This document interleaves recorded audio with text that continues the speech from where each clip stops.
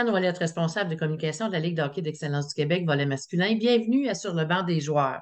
En ce début de saison 23-24, déjà la 11e saison de la Ligue de hockey d'excellence du Québec, j'ai avec moi le directeur des opérations, Jacques Corriveau, qui va nous parler de ce que la saison nous réserve en termes de nouveautés. Bonjour Jacques et bienvenue à la rencontre. Bonjour. Merci d'avoir accepté. Jacques, à quoi on peut s'attendre dans cette nouvelle saison qui s'est amorcée déjà en fin de semaine?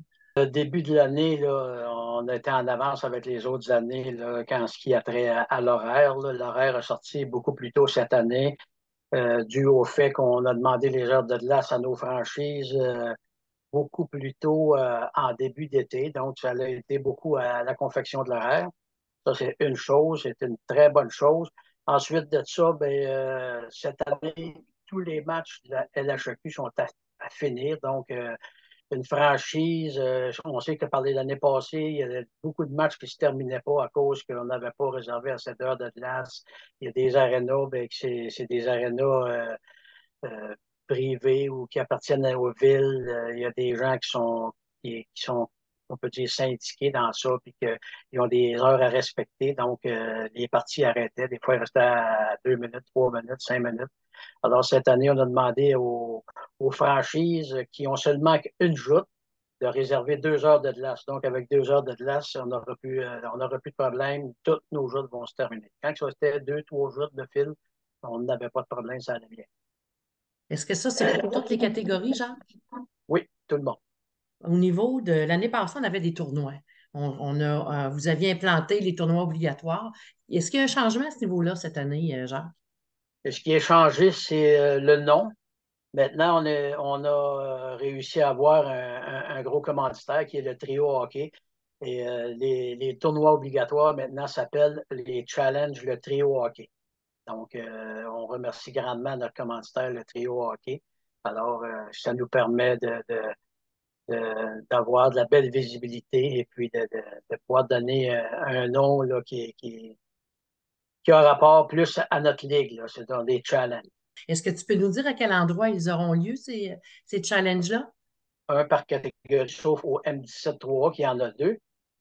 Ça débute dès le début du mois d'octobre, du 6 au 9 octobre. Le M13-3A va se jouer à Laval. Ensuite de ça, le M13-3A Elite va se jouer au début du mois de décembre à Trois-Rivières. Le M15-3A va se jouer au mois de janvier à Saguenay. Le M15-3A Elite fin novembre, début décembre à Drummondville. Et les deux M17-3A, il y en a un au mois de novembre qui se joue à Saint-Augustin-de-Desmaures et le dernier en février se joue à Saint-Jérôme. Donc, ce sera encore une fois des compétitions très relevées parce que l'an passé, ça a permis aux équipes déjà de s'évaluer aussi entre elles. C'est un peu ça, ces objectifs-là dans les challenges. Est-ce que c'est bien ça, Jean? Oui, ça permet de s'évaluer. Puis aussi, ça permet à des franchises qui ne jouent pas un contre l'autre. Exemple, la BTB ne joue jamais dans la saison, quoi, soit contre Québec ou le Saguenay ou le Bas-Saint-Laurent.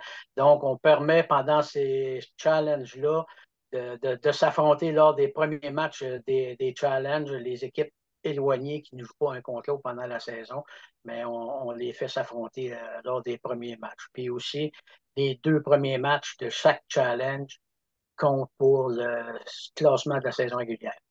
Il y a aussi une nouveauté ce qui a trait au challenge cette année, le challenge M13 3A Élite de Trois-Rivières.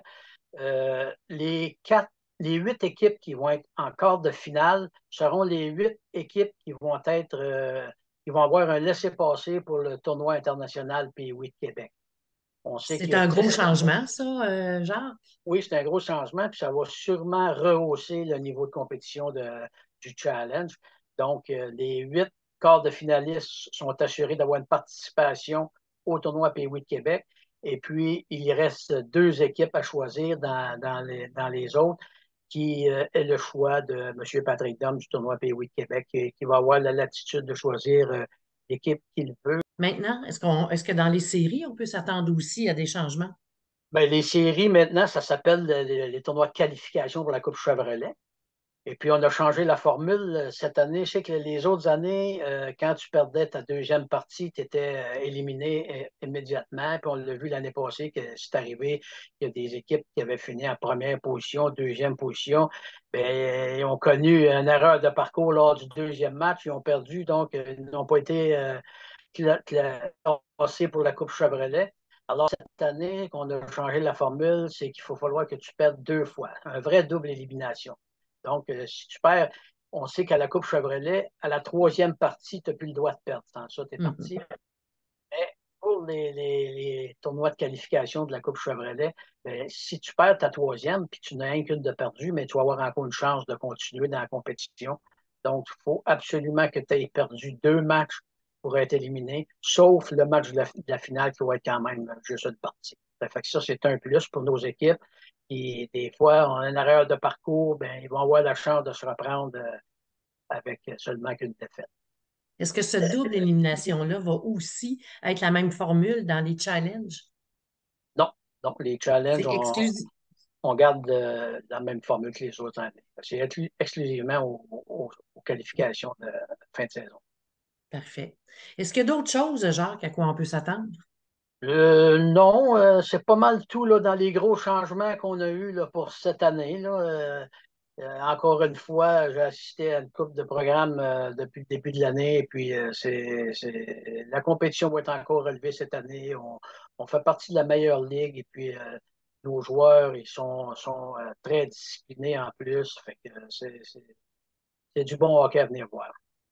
Et tu disais tantôt en début d'entrevue qu'il y a eu un gros travail qui s'est fait au niveau de la LHEQ en ce qui concerne les arts de glace. Donc, la volonté, non seulement de présenter les meilleurs joueurs sur la glace, mais d'avoir les meilleures structures aussi.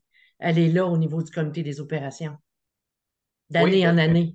il y a un comité des horaires qui a été formé aussi. Ça a aidé grandement à la confection des horaires, soit des challenges ou de la Coupe, même de la Coupe Chevrolet.